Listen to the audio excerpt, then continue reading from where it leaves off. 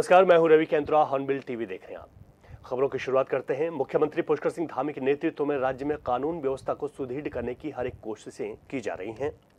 Social media पर hotel और ढाबों जैसी व्यावसायिक संस्थानों में खाद्य पदार्थों में थूकने की घटनाओं का संज्ञान लेते हुए सीएम ने सख्त कार्रवाई के निर्देश दिए हैं, जिसके बाद पुलिस महानिदेशक अभिनव कुमार ने भी ऐसे मामलों पर सख्त कार्रवाई करने का आदेश दिया है। इस संबंध में बीजेपी के मीडिया प्रभारी मनवीर सिंह चौहान का कहना है कि प्रदेश में कोई भी अप्रिय घटना और अराजक तत्वों पर सरकार की पैनी नजर है। सीएम धामी प्रदेश के हित में लगातार काम कर रहे हैं। जल्दी हुआ अचानक से ना पूजा में। निश्चित रूप से ऐसे कुकृत्य करने वाले लोगों को किसी भी हालत में क्षमा नहीं किया जा सकता है और इसके लिए मैं आदरणीय मुख्यमंत्री पुष्कर सिंह धामी जी का और पूरे पुलिस प्रशासन का धन्यवाद करता हूं कि उनके द्वारा इस पर कड़ी कार्रवाई की जा रही है और ऐसे लोगों को जो भी दोषी पाए जाते हैं उनको सख्त से सख्त सजा मिलनी चाहिए। और मैं तो अपनी सरकार से ये भी अनुरोध करूंगा कि जो पहचान, जो चाहे किसी होटल में, ढाबे में, किसी भी उस पर अगर कोई काम कर रहा है तो निश्चित रूप से उसकी पहचान होनी चाहिए और उसके एक पहचान पत्र भी जारी किया जाना चाहिए। उत्तराखंड में सशक्त भोग कानून की मांग को लेकर सरकार गंभीर नजर आ रही है। उत्तराखंड में लगातार सशक्त भोग कानून की मांग चल रही है। ऐसे में हाल ही में नैनीताल में उत्तर प्रदेश के विधायक रघुराज प्रताप सिंह की पत्नी के नाम पर पंजीकृत आधे हेक्टेयर से ज्यादा कृषि भूमि जब्त की गई है, क्योंकि जिस उद्देश्य से जमीन ली गई थी उसके लिए जमीन का उपयोग नहीं किया जा रहा था। वहीं सरकार के उठाए गए इस कदम पर पूर्व मुख्यमंत्री हरीश रावत ने बीजेपी पर निशाना साधा। उन्होंने कहा कि 2018 में जो महापाप आपकी सरकार ने किया था उसको धोने में 4-5 साल लग गए। जल्द ही उस पाप को धो और अच्छा भोग कानून लाओ।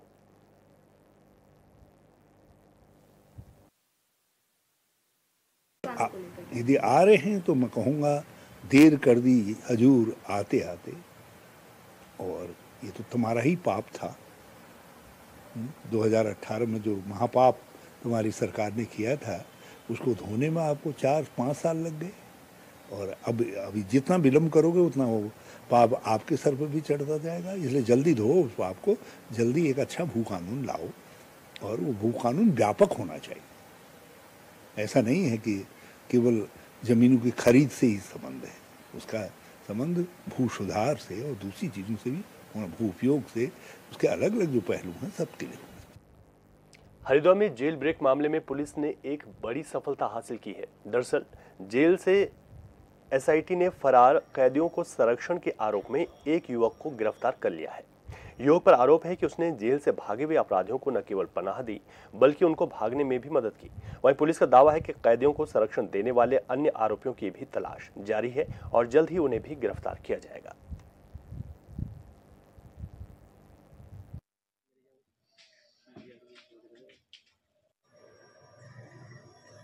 दो अभियुक्त पंकज और रामकुमार, इनको प्रश्रय देने और इनको यहाँ से पलायन करने के जुर्म में आज सुनील पुत्र बालेश, जिनके द्वारा इनको एक पैसे भी दिया गया, साथ में इनको जो कपड़े वगैरह भी मुहैया कराए गए थे, और उनको यहाँ से पलायन करने में, इनको यहाँ से बाहर भेजने में इनकी हेल्प भी की गई थी।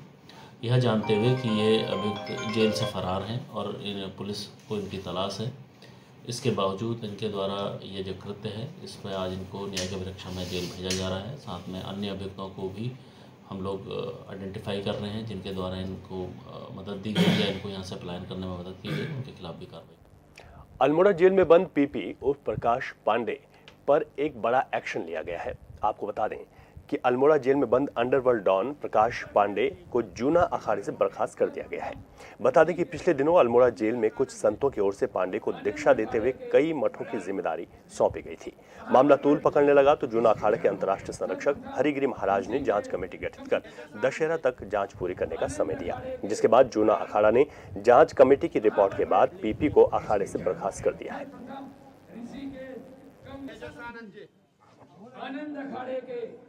उनको पूरी तरह से अखाड़े से बाहर कर दिया गया है, समझ गए? उन्हें अखाड़े की तरफ से पूरा बाहर कर दिया गया, कोई उनका लेना देना समझी से समाप्त कर दिया। तो अखाड़े के कुछ संत उसमें शामिल थे, उनके खिलाफ कोई ऐसा है कि जो उसमें दशनामी कम थे, फर्जी वाले ज्यादा थे। हमारा बहुत बोलना ठीक नहीं है। आजकल जोड़ने का समय तोड़ने का नहीं है, समझ गए आप?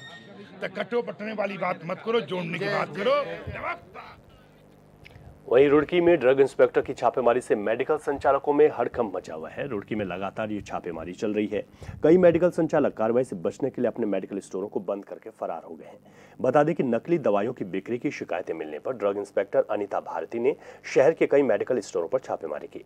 हालांकि छापेमारी के दौरान प्रतिबंधित दवाइयां तो नहीं मिली, लेकिन मेडिकल स्टोरों में कई खामियां पाई गई हैं, जिन पर कड़ी कार्रवाई करते हुए कुछ स्टोरों पर ताले लगाए गए। वहीं ड्रग इंस्पेक्टर ने चेतावनी दी है कि छापेमारी आगे भी जारी रहेगी और अगर कोई भी स्टोर संचालक नियमों का उल्लंघन करते पाया जाता है तो उनके खिलाफ कड़ी कार्रवाई होगी।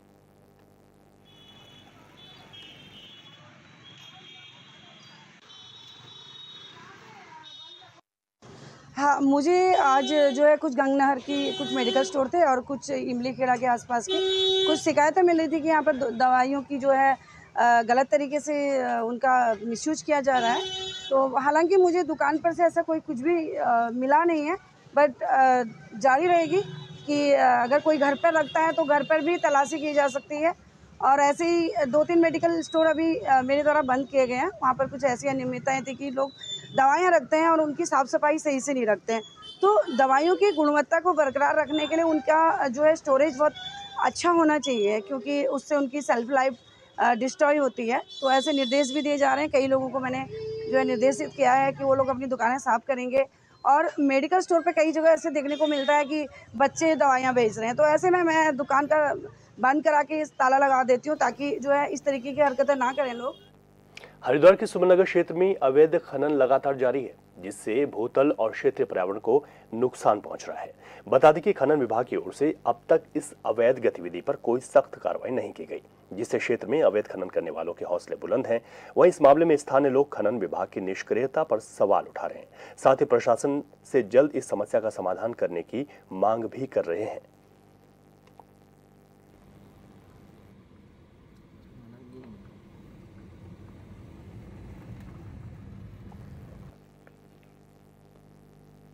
अल्मोड़ा के विकासखंड सल्ट के तल्ला सल्ट क्षेत्र, ग्राम बॉर्ड समेत इसके आसपास के क्षेत्रों की अगर बात करें तो यहां पर तेंदुए और बाघ का आतंक बरकरार है, जिसके चलते क्षेत्र के वन पंचायत सरपंच समेत अन्य ग्रामीणों ने तेंदुए के आतंक से निजात दिलाने के लिए वन क्षेत्राधिकारी मोहन को ज्ञापन सौंपा है।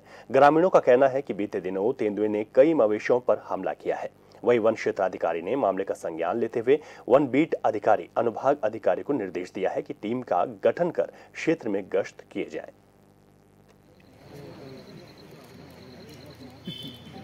और तल्ला के जो सरपंच हैं और वहाँ के ग्रामीण थे, उन्होंने तेंदुए की समस्या है वहाँ पे वो काफ़ी दिखने में आ रहा है, तो उसके लिए उन्होंने एक ज्ञापन दिया है। इसके संबंध में हमने बीट अधिकारी और अनुभाग अधिकारी को निर्देशित किया गया है। तो टीम बना के क्षेत्र में लगातार निगरानी और गश्त करते रहेंगे और जैसे भी निगरानी और गश्त से जो भी उन्हें सूचना प्राप्त होती है उसके अनुसार आगे के लिए पिंजरा लगाना या जो भी कार्रवाई करनी है उसके अनुसार। लगभग 1 साल से बाघ का बहुत आतंक मचा हुआ है और कई बार ग्रामीणों पर भी हमला हो चुका है।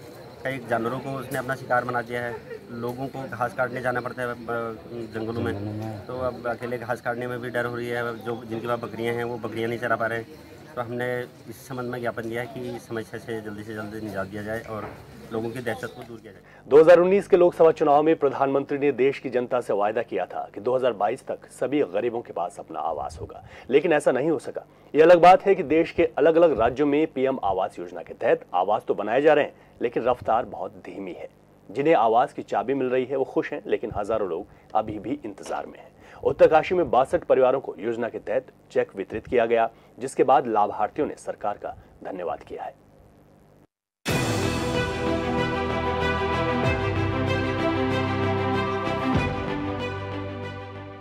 उत्तराखंड के उत्तरकाशी में प्रधानमंत्री आवास योजना के तहत 62 परिवारों को स्थानीय विधायक की मौजूदगी में आवास योजना के तहत चेक वितरित किए गए।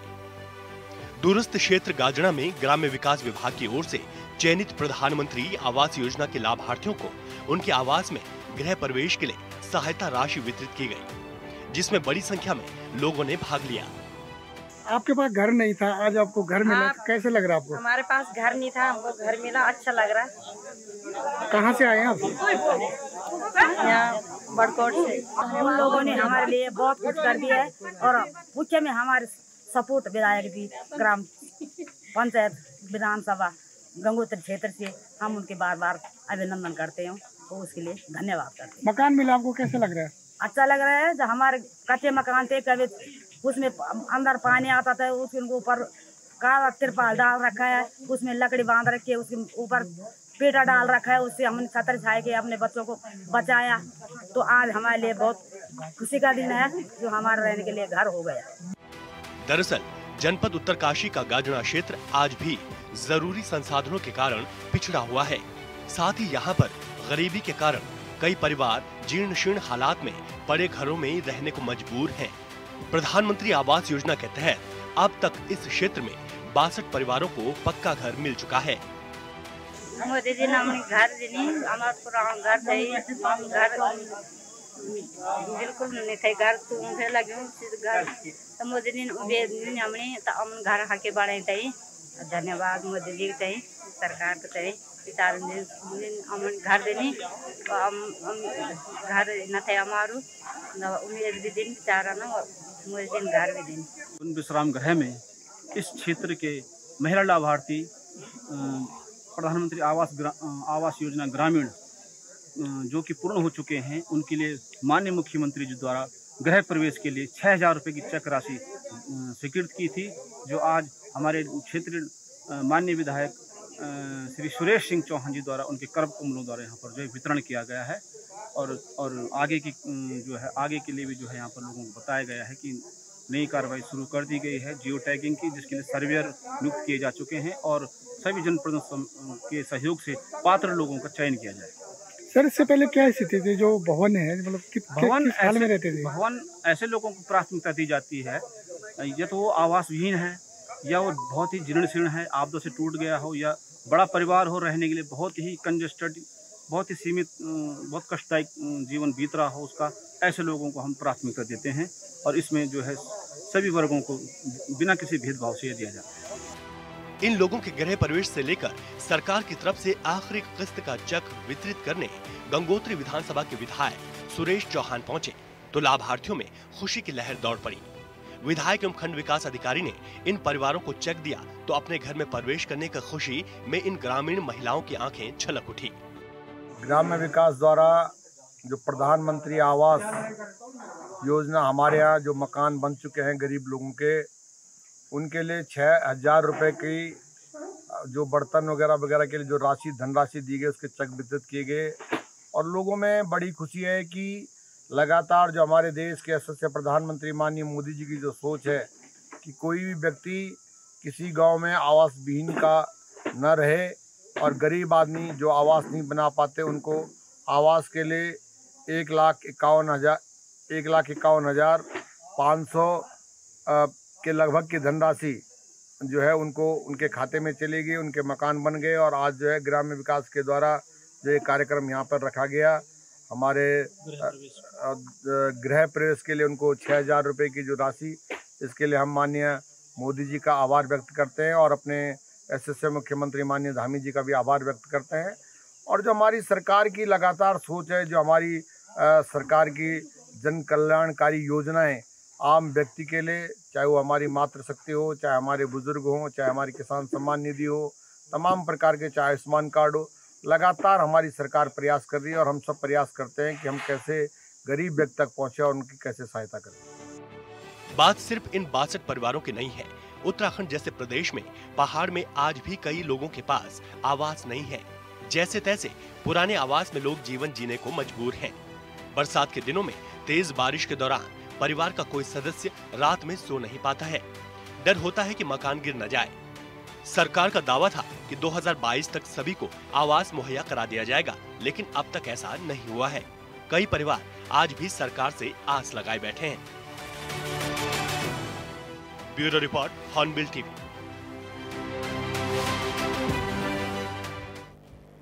केदारनाथ विधानसभा उपचुनाव की घोषणा हो चुकी है। 20 नवंबर को वोटिंग होगी और 23 नवंबर को नतीजे। केदारनाथ उपचुनाव जीतने के लिए दोनों प्रमुख राजनीतिक दल यानी कि बीजेपी और कांग्रेस पूरी ताकत झोंक दी है। बीजेपी 2 महीनों से उपचुनाव की तैयारियों में जुटी हुई है, जबकि कांग्रेस भी अपने उम्मीदवार को जीत दिलाने के लिए पूरी तरीके से तैयार है। मंगलौर और बद्रीनाथ उपचुनाव में हार के बाद बीजेपी अब केदारनाथ उपचुनाव को जीतने के लिए किसी भी तरह की कसर नहीं छोड़ना चाहती। यही वजह है कि 5 कैबिनेट मंत्रियों को पार्टी ने जिम्मेदारी सौंपी है। साथ ही चुनाव के ऐलान से पहले ही सैकड़ों करोड़ों की योजनाओं की घोषणा की गई, जिसे लेकर विपक्ष हमला हो रहा है। इस रिपोर्ट में देखिए।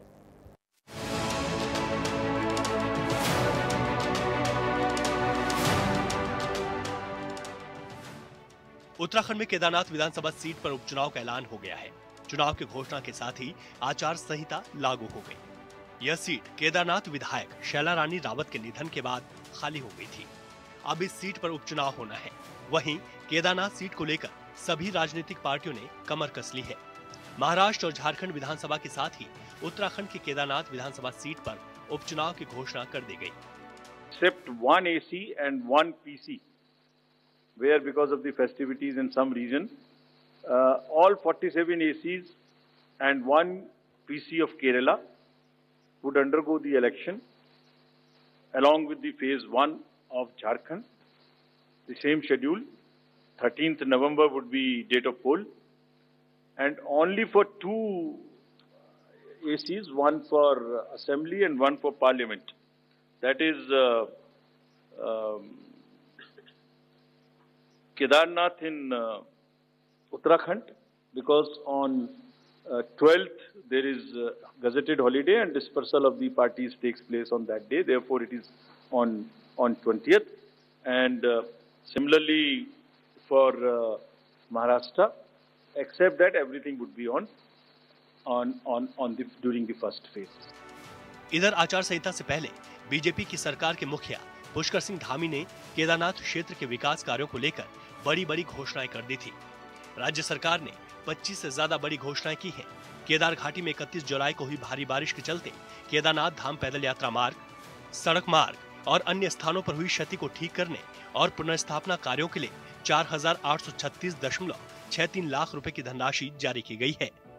इसके अलावा विकासखंड अगस्तमुनि के अंदर गढ़ी से धरतोलिया मोटर मार्ग के 4.5 किलोमीटर सुधारीकरण और डामरीकरण कार्य के लिए 3 करोड़ 68 लाख की स्वीकृति दी गई है।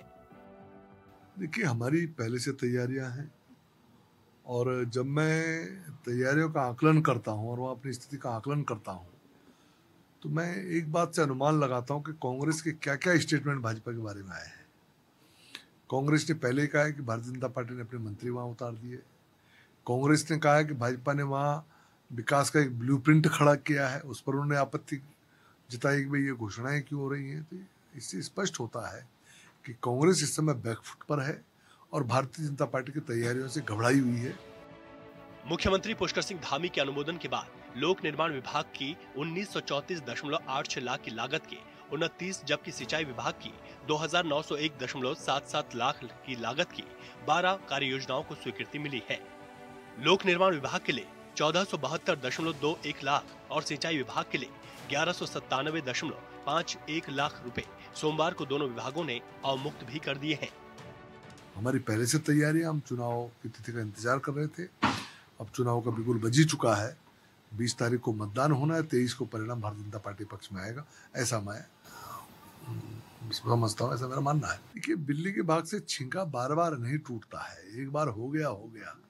अब आप देखना, इसकी भरपाई भी केदारनाथ करेगा।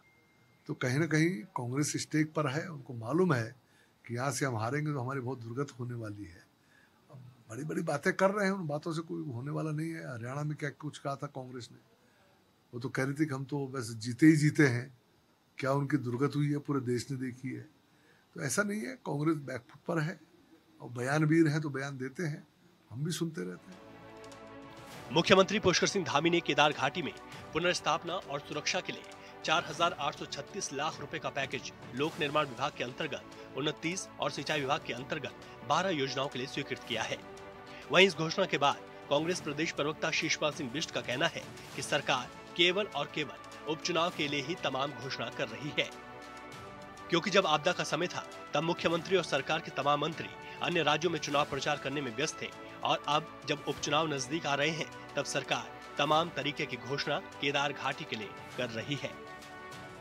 अब जाकर के मंत्री भी गांव-गांव घूम रहे हैं, मुख्यमंत्री भी लगातार केदार घाटी का दौरा कर रहे हैं। लेकिन जब आपदा का समय था, जब लोगों को आपकी आवश्यकता थी, तब तो आप जो है दूसरे राज्यों में भाजपा के प्रचार में व्यस्त थे। आपने केदारनाथ की जनता की सुध लेने का कभी प्रयास ही नहीं किया। और केदारनाथ की जनता भाजपा के बहकाव में नहीं आने वाली। वो जानती है कि ये जितनी भी घोषणाएं हो रही हैं, ये उपचुनाव को देख के हो रही हैं, और जैसे ही चुनाव निपटेगा फिर केदारनाथ की जनता इनके पीछे दौड़ती रहेगी। लेकिन न ये घोषणाएं धरातल पे उतरेंगी, न ये वहाँ की जनता को मिलेंगे। तो निश्चित तौर पर 7 सालों से कांग्रेस जनता के बीच में, उनके दुख दर्द में हमेशा खड़ी है, वहाँ के विकास की लड़ाई लड़ रही है, वहाँ के व्यापारियों के हक की लड़ाई लड़ रही है, और जनता जनार्दन का आशीर्वाद कांग्रेस पार्टी को मिलना तय है। आज स्वास्थ्य, शिक्षा, रोजगार, स्वरोजगार, ये चारों चीजें पूरे उत्तराखंड के जनमानस में चुनौती बनी हुई है। और भ्रष्टाचार अब सरकारी दफ्तरों नहीं, ये गली गली, मोहल्लों मोहल्लों तक पहुंच चुका है। कोई भी काम बिना दक्षिणा दिए हुए संभव इस प्रदेश में नहीं लग रहा है। इसलिए इस सरकार, केदारनाथ की जनता इन सब बातों से बहुत गंभीरता से वाकिफ है और जानती है इस बार वहां कांग्रेस का विधायक जीतने जा रहा है। इससे पहले बद्रीनाथ और हरिद्वार की मंगलौर सीट पर उपचुनाव में बीजेपी की हार हो गई थी, लेकिन इस बार सरकार ने कैबिनेट के 5 मंत्रियों को चुनाव में उतार दिया है। इधर उपचुनाव में 2 सीटों पर जीत से कांग्रेस भी उत्साहित है। उपचुनाव की घोषणा के बीच दोनों पार्टियों के कई नेता चुनाव लड़ना चाहते हैं। बीजेपी के संभावित उम्मीदवारों की बात करें तो कुलदीप रावत, आशा नौटियाल, कर्नल अजय कोठियाल और दिवंगत विधायक की बेटी ऐश्वर्या रावत की चर्चा है। इधर कांग्रेस के संभावित उम्मीदवारों में मनोज रावत, गणेश गोदियाल, कुंवर सजवान, हरक सिंह रावत के नाम की चर्चा है।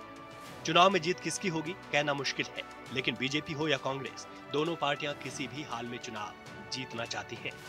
या फिर यह कह सकते हैं कि केदारनाथ सीट दोनों पार्टियों के लिए नाक की लड़ाई बनी हुई है। Bureau report, Hornbill TV. और इस बुलेटिन में अभी के लिए इतना ही। खबरों से अपडेट रहें और देखते रहे हॉर्नबिल टीवी। इजाजत दीजिए, नमस्कार।